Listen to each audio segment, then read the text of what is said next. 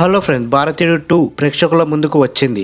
1996లో వచ్చిన భారతీయుడు మూవీకి ఇది సీక్వెల్. అప్పట్లో లంచగొండితనం, దానివల్ల ప్రజలు పడే బాధలను అద్భుతంగా చూపించి పెద్ద హిట్ కొట్టారు ఫ్రెండ్స్. ఇప్పుడు ఈ సీక్వెల్ పైన కూడా ఫ్యాన్స్ చాలా హోప్స్ పెట్టుకున్నారు. ఎందుకంటే ఇప్పుడు సమాజంలో చాలా అన్యాయాలు జరుగుతున్నాయి ఫ్రెండ్స్. వాటిని ఏమైనా హైలైట్ చేస్తారేమో అని శంకర్ గారు అండ్ కమల్ హాసన్ గారి మీద హోప్స్ పెట్టుకున్నారు. భారతీయుడు 2 ఎలా ఉందో మా ఈ రివ్యూలో తెలుసుకుందాం. మా ఛానల్కి మీరు మొదటిసారిగా వస్తున్నారా? ఇప్పటివరకు మా ఛానల్ సబ్స్క్రైబ్ చేసుకోలేదా? ప్లీజ్ సబ్స్క్రైబ్ చేసుకోండి, మాకు సపోర్ట్ చేయండి ఫ్రెండ్స్. మీ సపోర్ట్ మాకు చాలా అవసరం ఫ్రెండ్స్. ఇలాంటి మంచి మంచి కంటెంట్ మీకు రెగ్యులర్గా వస్తూనే ఉంటుంది. ఒక్క మాటలో చెప్పాలంటే మూవీ చాలా యావరేజ్ అని చెప్పవచ్చు ఫ్రెండ్స్. ఎందుకంటే మూవీలోకి వస్తే ఫస్ట్ 30 మినిట్స్ చాలా ఇంట్రెస్టింగ్గా ఉంటుంది ఫ్రెండ్స్. సిద్ధార్థ్ అండ్ వాళ్ళ ఫ్రెండ్స్ వాళ్ళు సోషల్ మీడియాలో వాళ్ళు బయట జరిగే అన్యాయాలను ఎత్తి చూపే విధానము చాలా ఇంట్రెస్టింగ్గా నడుస్తుంది. మన యూత్కి కూడా అట్రాక్ట్ అవుతారు ఈ 30 మినిట్స్కి. ఆ తర్వాత కొన్ని కారణాల వల్ల వాళ్ళు ఇబ్బందుల్లో పాలవుతారు. ఆ తర్వాత మన భారతీయుడు ఎంట్రీ ఇస్తాడు ఫ్రెండ్స్. బట్ ఎంట్రీ ఇచ్చాక మాత్రం అస్సలు బాగోలేదు ఫ్రెండ్స్. అన్యాయం చేసే వాళ్ళని పట్టుకోవడం, వాళ్ళని చంపడం అదే రొటీన్ అయిపోయింది ఫ్రెండ్స్. ఎంత డిఫరెంట్ అనిపించలేదు. ఎందుకంటే మనం జరిగే స్టోరీని మనము ముందుగానే ఊహించగలుగుతాం, అంతలా ఉంది ఫ్రెండ్స్.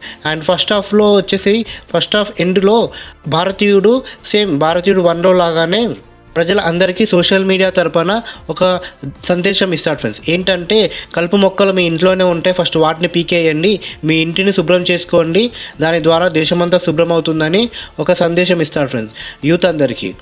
యూత్ కూడా దానికి ఓకే అన్నట్టుగా బిహేవ్ చేస్తారు. అండ్ సెకండ్ హాఫ్ వచ్చేసరికి చాలామంది యూత్ భారతీయుడు చెప్పింది ఫాలో అవుతారు ఫ్రెండ్స్. బట్ భారతీయుడు చెప్పిన విషయం చాలా చిన్నది అని అనుకుంటారు. బట్ వాళ్ళ ఆ విషయాన్ని ఫాలో అయ్యాక కానీ తెలియదు అది ఎంత ప్రమాదకరమో. ఫ్యామిలీసే హీరోయిన్ అని తేడా లేకుండా తల్లిదండ్రుల దగ్గరనే వీళ్ళు శత్రువులా నిలబడాల్సి వస్తుంది. ఇలా సిద్ధార్థ్ తన కన్న తండ్రిని లంచాలు తీసుకుంటున్నారని అరెస్ట్ చేపిస్తారు ఫ్రెండ్స్. దానివల్ల తన మదర్ చనిపోతుంది. అప్పుడు సిద్ధార్థ్కి చాలా కోపం వస్తుంది.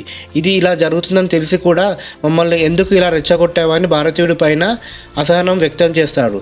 లాస్ట్లో సిద్ధార్థ్ అండ్ వాళ్ళ ఫ్రెండ్స్ అండ్ జనాలు అంతా భారతీయుడి పైన తిరగబడతారు ఫ్రెండ్స్. అండ్ తర్వాత భారతీయుడు ఏదో రకంగా తప్పించుకుంటాడు. అండ్ ఇంతటితో ఈ భారతీయుడు 2 అనేది ముగుస్తుంది. అది కాక భారతీయుడు 3 కూడా ఉందని చెప్తారు ఫ్రెండ్స్ లాస్ట్లో. అది ఒక ట్రైలర్ రూపంలో మనకు చూపిస్తారు. బట్ మూవీలో మాత్రం కమల్ హాసన్ గారు సెట్ అవ్వలేదని అనిపిస్తుంది ఫ్రెండ్స్. ముఖ్యంగా భారతీయుడు 1లో మర్మకళ అనేది చాలా ఫేమస్ ఫ్రెండ్స్. దాన్ని ఈ సినిమాలో మాత్రం చాలా ఫన్నీ చేసేసారు ఫ్రెండ్స్. అసలు అర్థం లేని మర్మకళలు చూపించారు. అండ్ ఇంకా స్టోరీ లైన్స్ అయినా జరగబోయేది మనకు ముందే తెలిసిపోవడం వల్ల మనకు ఆసక్తి అనేదే ఉండదు. శంకర్ గారి డైరెక్షన్లో చాలా ప్రాబ్లమ్స్ ఉన్నాయని అనిపిస్తుంది ఫ్రెండ్స్. ఎందుకంటే ఆయనకు చెప్పేంత వాళ్ళం కాకపోయినా ఒక సగటు ప్రేక్షకునిగా మనం ఏం కోరుకుంటున్నామో ఆయన ఇంతకుముందు ఇచ్చినట్టుగా ఇప్పుడు ఇవ్వలేకపోతున్నారని అనిపిస్తుంది. ఏమో ఫ్రెండ్స్, చూద్దాం భారతీయుడు 3 ఎలా ఉంటుందో. మా ఈ ఎక్స్ప్లెనేషన్ మీకు నచ్చి ఉంటే ప్లీజ్ మా ఛానల్ని సబ్స్క్రైబ్ చేసుకోండి. మీరు ఇప్పటికీ ఈ మూవీ చూసి ఉంటే మీ ఒపీనియన్ని మా కామెంట్ బాక్స్లో తెలియచేయండి. Thank you friends.